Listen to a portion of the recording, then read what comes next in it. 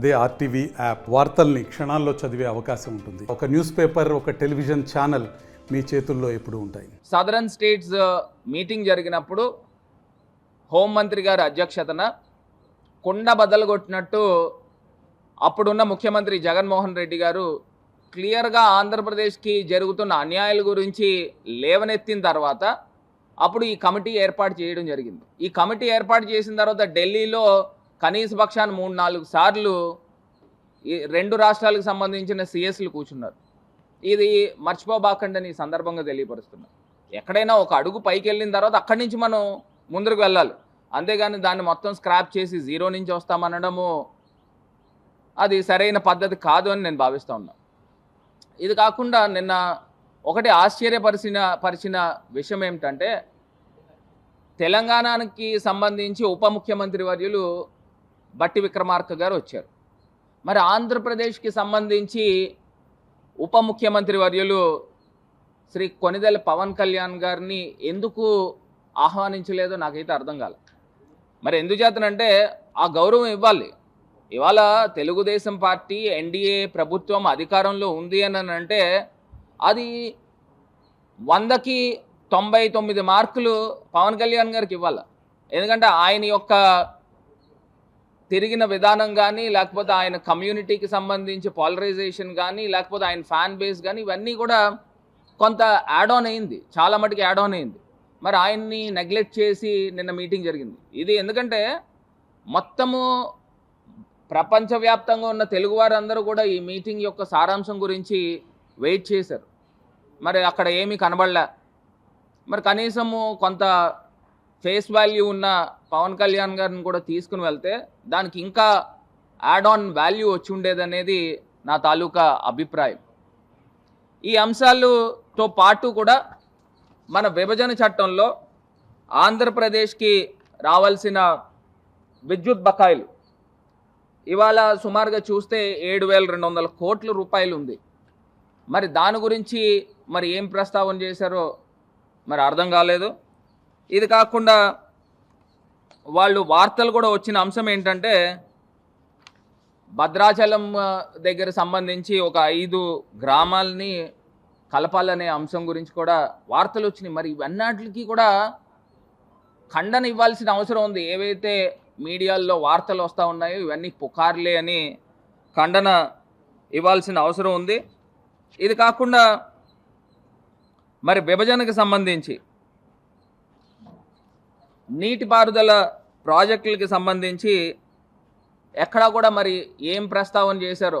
ఎందుకంటే ముఖ్యమంత్రి జగన్మోహన్ రెడ్డి గారు ఉన్నప్పుడు ఏదైతే శ్రీశైలం ఎడమ కాలువకి నిమిత్తము, అదేవిధంగా నాగార్జున సాగర్ కుడి కాలువలో అది ఆంధ్రప్రదేశ్ భూభాగంలో ఉంది.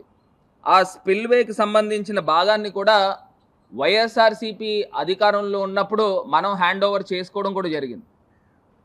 ఏదైతే కేంద్ర ప్రభుత్వము మధ్యవర్తిత్వం ఉన్నారు కాబట్టి ఇంకా మేమందరం కూడా సమన్వయం పాటించామనే అంశాన్ని కూడా ఒక్కసారి గుర్తుకు చేస్తూ ఉన్నాం.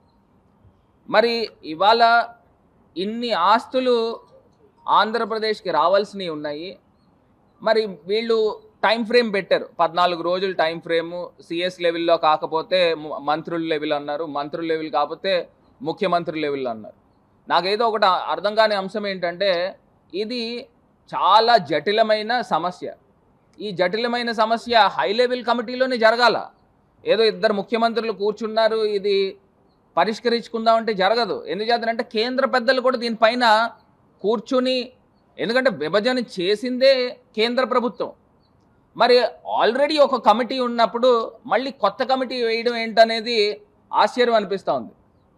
అంటే ఇది కాలయాపన చేయడానికా? ఆల్రెడీ కేంద్ర ప్రభుత్వం ఉంటేనే కదా ఇవన్నీ కూడా విభజనకు సంబంధించి. ఎందుకంటే ఏ రాష్ట్రానికి సంబంధించి ఆ రాష్ట్రంలో ప్రెషర్స్ ఉంటాయి, నేను కాదని చెప్పను. ఎందుకంటే తెలంగాణ ప్రజలు అనుకోవచ్చు ఏమన్నా ఆంధ్రాకి ఇస్తూ ఉంటే ఈయన ఆంధ్రాకి దోషి పెడుతున్నాడు, అదేవిధంగా ఆంధ్రప్రదేశ్ ప్రజలు కూడా అది అనుకుంటారు. మరి అలాంటిది మధ్యవర్తిత్వం కింద ఉన్న కేంద్ర ప్రభుత్వము ఆ షీలా బేడి కమిటీని ఎందుకు విస్మరించారనే అంశాన్ని వాళ్ళు లేవనెత్తుతూ ఉన్నాం. ఇది ప్రధానమైన అంశము. సో ఖచ్చితంగా నేను గతంలో కూడా పార్లమెంటు వేదికగా నేను మాట్లాడాను. ఎందుకు చేతనంటే ఏపీ రీఆర్గనైజేషన్ యాక్ట్ 2014కి సంబంధించి కేవలము 10 సంవత్సరాల మటుకే దీని యొక్క పీరియడ్ ఉండడం జరుగుతుంది. మరి 10 సంవత్సరాల తర్వాత అది ఎక్స్పైర్ అయిపోతుంది. అంటే విభజనకు సంబంధించి ఆస్తుల గురించి చెయ్యొచ్చు, అయినప్పటికీ కూడా దీన్ని ఇంకొక 10 సంవత్సరాల పాటు ఎక్స్టెండ్ చేస్తే నిజంగా ఆంధ్రప్రదేశ్కి కూడా ఒక చట్ట రూపేణ ఒక అంశము మన ముందర ఉంటుంది. సో పార్లమెంట్లో కూడా నాకు తెలిసి మరి ఎన్డీఏలో భాగస్వామ్యం కింద ఉన్న తెలుగుదేశం ఎంపీలు కూడా దీని గురించి ఎవరో కూడా మాట్లాడలా. నేను గతంలో ఉన్నప్పుడు నేను మాట్లాడడం జరిగింది. ఏపీ రీఆర్గనైజేషన్ యాక్ట్కి సంబంధించి 10 సంవత్సరాల మటుకే దీని యొక్క పీరియడ్ ఉంది. హైదరాబాద్ యాజ్ అన్ కామన్ క్యాపిటల్గా దీన్ని ఇంకొక 10 సంవత్సరాలు ఎక్స్టెండ్ చేయాల్సిన అవసరం ఉంది అని చెప్పి నేను పార్లమెంట్ వేదికగా మాట్లాడాను. మరి మన ఆంధ్రప్రదేశ్కి సంబంధించి ఎన్డీఏలో భాగస్వామ్యం కింద ఉన్న తెలుగుదేశం ఎంపీలు ఎందుకు మాట్లాడలేదు అని ఈ సందర్భంగా నేను ప్రశ్నిస్తూ ఉన్నా. ఇవన్నీ కూడా ఖచ్చితంగా నిన్న నిజంగా ఏ రకంగా అయితే గౌరవప్రదంగా 2 రాష్ట్రాల ముఖ్యమంత్రులు కూర్చున్నారో, నిన్న ప్రెస్ మీట్ కూడా చంద్రబాబు నాయుడు గారు, రేవంత్ రెడ్డి గారు కూడా కలిపి ప్రెస్ మీట్ పెట్టి ఉంటే ఇంకా ఆంధ్రప్రదేశ్ ప్రజలకి మరింత క్లారిటీ వచ్చి ఉండేదని ఈ సందర్భంగా తెలియపరుస్తూ, మరి ఏ రకమైన వార్తలు మీడియాల్లోనూ ఇక్కడ చక్కర్లు కొడతా ఉన్నాయో దానికి కూడా వివరణ ఇవ్వాలి. ఎందుచేతనంటే ఖచ్చితంగా భద్రాచలం చుట్టూరు ఉన్న 5 గ్రామాలని అడిగారని మాకు ఇన్ఫర్మేషన్ ఉంది. దానిపైన అదేవిధంగా ప్రధానమైనది పోర్ట్స్ గురించి, ఆ పోర్టుల్లో భాగంగా మాకు కూడా వాటా కావాలి అని అడిగిన సందర్భం గురించి దాని గురించి కూడా వివరణ ఇవ్వాలి. మరి సాక్షాత్తు తిరుమల తిరుపతి దేవస్థానం గురించి కూడా వార్తలు వచ్చినాయి. అవి జరిగిందో లేదో నాకు తెలియదు, కానీ దీనిపైన ప్రజలకి వివరణ ఇవ్వాల్సిన అవసరము మరి 2 ప్రభుత్వాలపైన ఉంది అని కూడా ఈ సందర్భంగా తెలియపరుస్తుంది. విభజన హామీల గురించి చర్చ తక్కువ, రవాణా గురించి లేకపోతే ఆ డ్రగ్స్ అంశాలు ఏదైతే ట్రాన్స్పోర్ట్ అవుతున్నాయి అన్నాయో వాటి గురించి ఎక్కువ టైం స్పెండ్ చేశారని తెలిసింది. అంటే సుమారుగా 1:45 నిమిషాల పాటు చర్చలు జరిగిన దాంట్లో ప్రధానంగా మాట్లాడాల్సిన అంశాలు ఏంటండి? షెడ్యూల్ 9కి సంబంధించి, షెడ్యూల్ 10కి సంబంధించి ఏదైతే రీఆర్గనైజేషన్ యాక్ట్లో పొందుపరిచి ఉన్నారో ఈ ఆస్తుల గురించి మరి రావాల్సిన అవసరం ఉంది. ఇది కాకుండా విద్యుత్ బకాయిలు కూడా ఎన్ని సంవత్సరాలని మనం ఆగాలనండి? ఇప్పుడు ఆంధ్రప్రదేశ్ ఇప్పటికే అన్యాయం జరిగింది, మరి వచ్చిన దాన్ని ఆ డబ్బుల్ని ఏదైనా క్యాపిటల్ ఎక్స్పెండిచర్ వాడడానికి ఉపయోగపడుతుంది కదా. మరి అదేవిధంగా రెవెన్యూ డెఫిసిట్, మరి ఇవన్నీ కూడా రావాలి అని అంటే ఖచ్చితంగా కేంద్ర పెద్దల యొక్క మధ్యవర్తిత్వంతోనే ఈ మీటింగ్ జరిగి ఉంటే ఇంకా సానుకూలంగా అంశాలు బయటకు వచ్చేవి. ఎందుకంటే ఇప్పుడు దాకా ఒక కొలిక్కి తీసుకుని వచ్చిన అంశాలని దాన్ని ముందరు తీసుకెళ్తారు, అంతేగాని దీన్ని స్క్రాప్ చేసి మళ్ళీ మేము 0 నుంచి స్టార్ట్ చేస్తామని అంటే కరెక్ట్ పద్ధతి కాదు. Student activities and care. CRT training. Flexible curriculum. KL, deemed to be university. గత ప్రభుత్వంలో ఉన్న శాండ్ అంతా కూడా గుట్టలు కింద పేర్చి ఉన్నాయి. ఆ శాండ్ అంతా ఎక్కడికి వెళ్ళిపోయిందండి? అంటే ఈ ఫ్రీ ఇసుక అంటే ఎమ్మెల్యేలు లేకపోతే తెలుగుదేశం నాయకులు అమ్ముకోవడానికి ఈ ఫ్రీ ఇసుక. ఆ పేరు ఏంటంటే నాకు తెలిసి మరి నిన్న ఎమ్మెల్యే కూడా ప్రెస్ మీట్ పెట్టినప్పుడు నేను చూశాను. రాజ్యాంగం మీద ఒట్లు ఇవన్నీ చెప్తా ఉన్నాడు. నువ్వు రాజ్యాంగం మీద ఒట్లేసి మొత్తం అక్కడ ఉన్న ఇసుక గుట్టలన్నీ ఎన్ని కోట్లకు అమ్ముకున్నావు బాబు? నువ్వు రాజ్యాంగం మీద ఒట్టేసావు కదా, ప్రజలు దేవుళ్ళు అన్నావు కదా, ఎన్ని కోట్లకు అమ్ముకున్నావు? ఇదేనా నువ్వు రాజ్యాంగానికి ఇచ్చిన విలువ? ఎవరైనా పోనీ మీడియా మిత్రులు మీరు ఎవరైనా ఇల్లు కట్టుకుంటే మీరు ఏదైనా ఒక లారీ పంపించండి, శాండ్ ఫ్రీగా వేస్తారేమో. పైకి మాటలు కౌర్లు ఎన్నైనా చెప్పచ్చు, అన్ని కౌర్లు చెప్పిన వ్యక్తి ఏం చేశాడండి? ఇన్ని మాటలు చెప్తున్నాడు, ఎంత పెద్దోడైనా ఎంత ఇదైనా అని మరి కౌరులు చెప్తా ఉన్నారు. ఏంటి ఇది? దీనికి అర్థం ఏంటి? మీరు నిజంగా ఇల్లు కట్టుకుంటే మీరు ఒక లారీ పంపిస్తే ఫ్రీగా వేస్తారా? పోనీ కనీసము లోడింగ్ ఛార్జెస్ ఒకటే వేసుకుని ఏమన్నా ఇస్తారా? కనీసం ఒక 1000 రూపాయలు నేను డబ్బులు ఇస్తాను నాకు ఫ్రీగా ఇవ్వండి అని అంటే ఇస్తారా? ఒక్కొక్క లారీ 13,000, 14,000, 15,000. ఇక్కడ నుంచి వైజాగ్ కనుక ఒక లారీ వెళ్తే 35,000 రూపాయలు మరి తీసుకుంటా ఉన్నారు. మరి ఈ డబ్బులన్నీ ఫ్రీ కంటే ఎవరి జేబులోకి వెళ్తున్నాయి? State-of-the-art research, industry-driven skilling, 100% placements. KL, deemed to be university. నిన్న ఎమ్మెల్యే మాట్లాడిన అంశాల గురించి కూడా నేను ప్రస్తావిస్తూ ఉన్నా, మళ్ళీ చెప్తా ఉన్నా. ఏదైతే కౌరులు చెప్తా ఉన్నాడు, నేను చెప్పాను దేవుణ్ణి రాజకీయాల్లోకి లాగద్దు అని ఈ అంశాలు చెప్తున్నాడు. ఇది రాజకీయాలు కాదు, నా యొక్క నిజాయితీ, నా యొక్క సచ్చీలతని నేను నిరూపిస్తున్నా.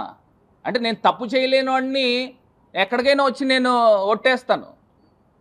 నేను తప్పు చేయలేదు. తప్పు చేయనప్పుడు అసలు నేను ఎందుకు భయపడాలా? ఒకవేళ నువ్వే కనుక తప్పు చేయకపోతే నువ్వు శివుడి మాల వేసుకున్నావు కదా, శివమాల వేసుకున్నావు కదా, మరి శివమాల వేసుకున్నప్పుడు నేను ఖాళీగా లేను, నువ్వు ఖాళీగా ఉన్నావు అని అంటున్నావు. మరి నువ్వు గుడికి కూడా రాలేనంత ఖాళీయా నువ్వు? నాకు అర్థం కాల.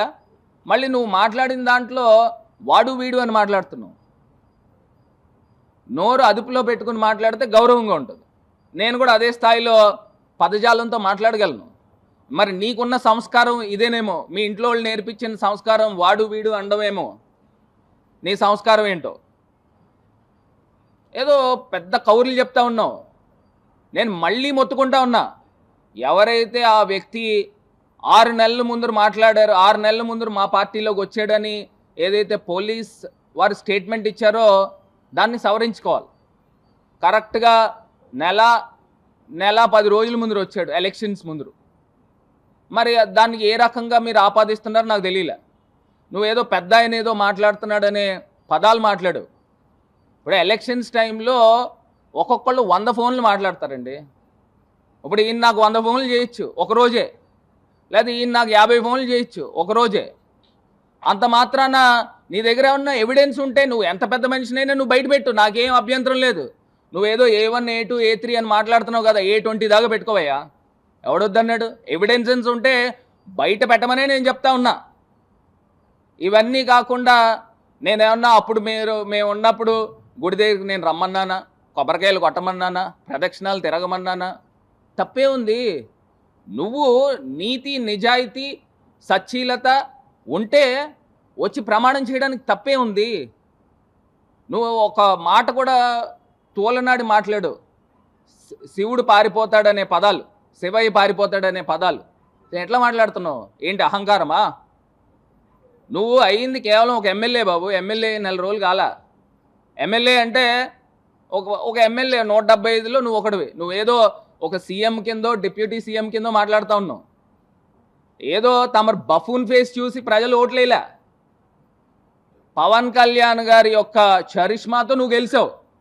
ఇంకా ఒక రకంగా నేను ఒక అడుగు ముందుకు వేసి చెప్పాలని అంటే, ఈ తెలుగుదేశం పార్టీ వాళ్ళందరూ కూడా ఇప్పుడు మీరు అధికారంలోకి వచ్చారనంటే పవన్ కళ్యాణ్ గారి వాళ్ళని వచ్చారు. ఆయనకి మీరు అందరూ కూడా గుడి కట్టి పూజ చేసుకోవాలి. మీరు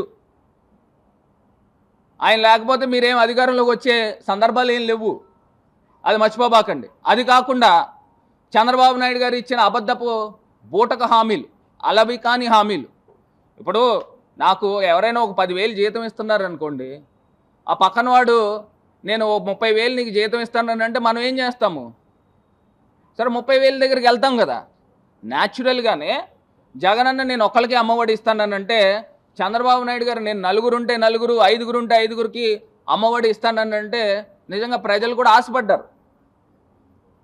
ఇది కాకుండా ప్రతి ఇంట్లో కూడా మహిళ ఉంటే 1,500 నెల ఇచ్చేస్తాను. ఇవన్నీ కూడా ఏంటంటే హామీలు ఇచ్చుకుంటూ పోయాడు. ముందర అధికార పీఠం ఎక్కేయాలి, కుర్చీ ఎక్కేయాలి, దాని తర్వాత అవి నిలబెట్టుకుంటారా లేదా అనేది సెకండరీ. ఇవన్నీ చూసి ప్రజలు ఆశపడి ఓట్లేశారు తప్పితే మన ఫేస్ చూసి కాదు, మన ఫేస్ వాల్యూ చూసి కాదు. ఇవన్నీ కూడా ఫస్ట్ నువ్వు ఆలోచన చేసుకో.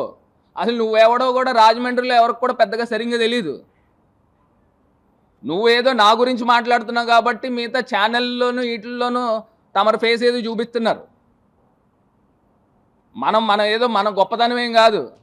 నువ్వు తీసుకుని వచ్చి నా గురించి ఫేస్బుక్లో లైవ్ పెట్టావు. నిన్న కూడా మన కుర్రోళ్ళు చెప్తా ఉన్నారు. ఆ లైవ్ పెడితే ఆ లైవ్ పెట్టిన దాంట్లో 12,000 13,000 మంది చూశారంట. అదే నువ్వు పెట్టిన అరగంట తర్వాత గంట తర్వాత నేను పెట్టిన తర్వాత 5 లక్షల పై మంది చూశారు. అది నీ రేంజు, ఇది నా రేంజు.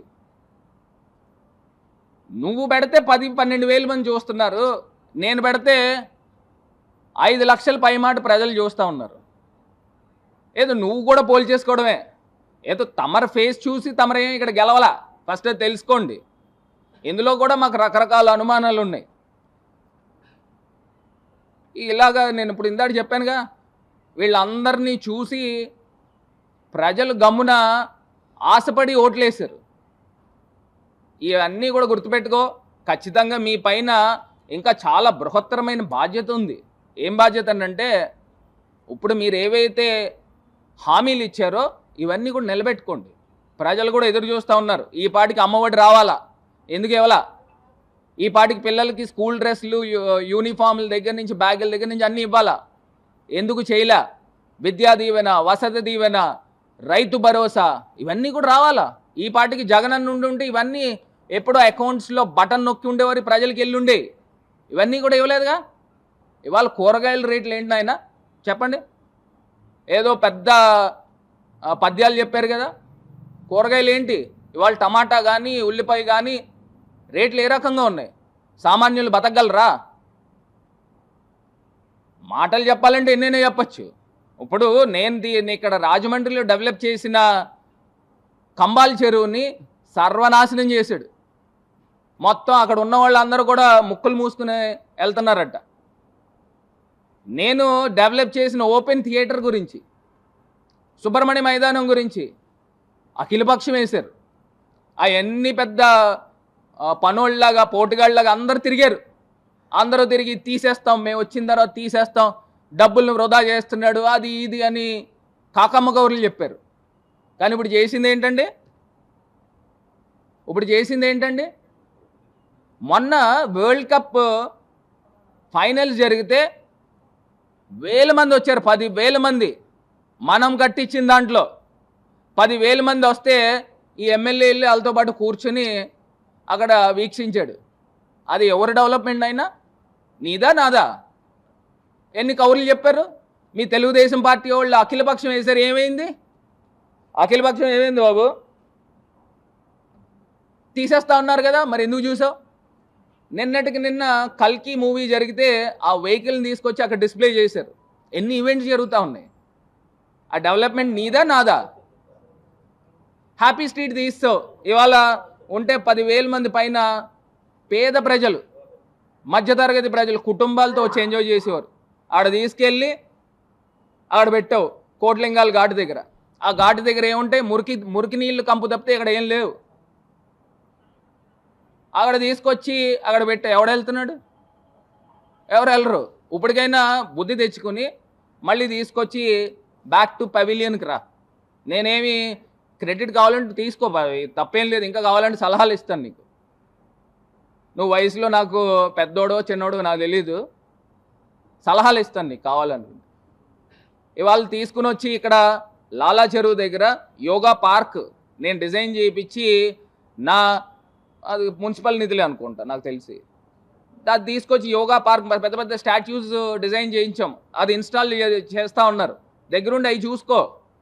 నేను ఉండి నా ఎంపీ ల్యాడ్స్ డబ్బులతో దాన్వైపేట రోడ్ వేయిస్తూ ఉన్నాం. చక్కగా ఆ సైడ్ పేవ్మెంట్స్ అన్నీ కూడా మంచి డిజైన్స్ వేయిస్తున్నాం. అది చక్కగా చేయించుకో.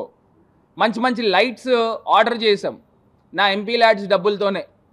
అవి దగ్గరుండి చక్కగా మంచి లైట్స్ పెట్టి దాన్వైపేట రోడ్డు పార్క్ చేయిస్తున్నాం. ఒక అద్భుతమైన పార్క్ తయారు చేయిస్తున్నాం. ఆ దగ్గరుండి అన్నీ కూడా చూసుకో. మొన్న నువ్వు నన్ను అన్నావు కదా గుమస్తా, నిన్ను గుమస్తా అనట్లేదు, నువ్వు ఎమ్మెల్యే స్థాయిలోనే చూసుకో. అదే రకంగా అక్కడ దాన్వైపేట పార్క్తో పాటు అంబేద్కర్ స్టాట్యూ ఒక అద్భుతమైన కట్టడం కడతా ఉన్నాం, అంబేద్కర్ స్టాట్యూ పార్లమెంట్ భవనం కింద కడతా ఉన్నాం. అది కూడా దగ్గరుండి చూసుకుని చక్కగా చేయించు. ఏమన్నా సలహాలు కావాలంటే నీకు బోల్డ్ సలహాలు ఇస్తాను నేను. ఇవన్నీ కూడా నోరు అదుపులో పెట్టుకుని గౌరవాలు ఇచ్చిపుచ్చుకుని మాట్లాడితే గౌరవంగా ఉంటుంది. అసలు నీ గురించి నేను మాట్లాడడం, నిన్ను నేను స్టేట్ వైడ్ పరిచయం చేస్తూ ఉన్నా ఎక్కువగా. అసలు నేను ఎంత తక్కువ మాట్లాడితే నీ గురించి నాకు అంత బెటర్. నాకు కూడా నీకులాగా మనకంటూ ఒక స్వతహాగా ఆలోచన పెట్టుకో. ఇప్పుడు ఇండోర్ స్టేడియం, క్రికెట్ స్టేడియంకి మేము శంకుస్థాపనలు పెట్టాము. ఆ శిలాపలకాలు ఇప్పుడు మోరంపూడి దగ్గర పెట్టించానని పెద్ద ప్రగల్భాలు పలుకుతున్నావు కదా, అది పెట్టించు. ఇవన్నీ కూడా చేయించు. ఇవన్నీ కూడా ఆల్రెడీ సిఎఫ్ఎంఎస్ అకౌంట్స్లో ఇండోర్ స్టేడియంకి, క్రికెట్ స్టేడియంకి ఆల్రెడీ డబ్బులు పడి ఉన్నాయి. ఇవన్నీ కూడా దగ్గరుండి చేయించు. గోదావరి బండుకు కూడా దగ్గరుండి చేయించు. ఇవన్నీ కూడా ఐడియాస్ ఆల్రెడీ ఆన్ పేపర్ ఉన్నాయి. ఈ ఆన్ పేపర్ని దగ్గరుండి ఒక ఎమ్మెల్యే పొజిషన్లో ఉన్నావు కాబట్టి చేయించు. నువ్వు 175 నియోజకవర్గాల్లో ఎమ్మెల్యేల్లో నువ్వు ఒకడివి. మనం ఏం పెద్దగా ఏం ఊహించుకోక్కర్లా. Student-led startups. Connect with investors. Various internship opportunities. KL, deemed to be university. ఎక్కడైతే తప్పిదాలు జరిగినాయో చర్యలు తీసుకో. నా సైడ్ నుంచి ఏమైనా తప్పిదాలు ఉంటే నాపైన చర్యలు తీసుకోమనే చెప్తున్నాము. ఏమీ లేకోకుండానే 25% కమిషన్లు అని చెప్పి పాంప్లెట్లు, లక్షల పాంప్లెట్లు ఊరంతా పంచావు. మిగతా ప్లేసెస్లోకి వెళ్తే రాజమండ్రిలో భరత్ ఓడిపోవడం ఏంటంటే అని ప్రజలు చెప్తా ఉన్నారు. ఆయన ఓడిపోవడం ఏంటి, ఇంత డెవలప్ చేశాడు. రాజమండ్రిలో ఆదివారం వస్తే వచ్చే జనము రాజమండ్రి జనం కన్నా చుట్టుపక్కల ఊర్ల నుంచి 3 ఇంతలు జనం వస్తూ ఉన్నారు. ఎంతమందికి ఉపాధి కలుగుతుంది, ఎంతమందికి వ్యాపారాలు పెరుగుతూ ఉన్నాయి. ఇప్పుడు మీరు ఏదైనా మాల్స్కి వెళ్తే కేఎల్ఎం కానీ లేకపోతే బంగారు షాపులు దేనికైనా ఆదివారం అనేది సెలవు ఎవరు వర్కర్స్కి, ఎందుకంటే అంత జనం చుట్టుపక్కల ఊర్ల నుంచి వస్తూ ఉన్నారు. అది మన తాలూకా బెంచ్ మార్క్. నేను మళ్ళీ ఛాలెంజ్ చేస్తూ ఉన్నా. 175 నియోజకవర్గాల్లో రాజమండ్రి ది బెస్ట్ నియోజకవర్గం కిందన తీర్చిదిద్దాం. దాన్ని కంటిన్యూ చేయి. ఇప్పుడే ఇందాడు చూపిస్తూ ఉన్నారు కంబాల్ చెరువు దగ్గర పేరుకుపోయిన తుక్కు, మద్యం బాటిల్స్, ఇవన్నీ కూడా ఒకసారి చూసుకుని అన్ని క్లీనింగ్లు పెట్టించుకో. మరిన్ని వీడియోస్ కోసం ఛానల్ ని సబ్స్క్రైబ్ చేయండి. లేటెస్ట్ అప్డేట్స్ కోసం వాట్సాప్ ఛానల్ ని ఫాలో చేయండి. అండ్ లింక్ డిస్క్రిప్షన్ లో ఉంది.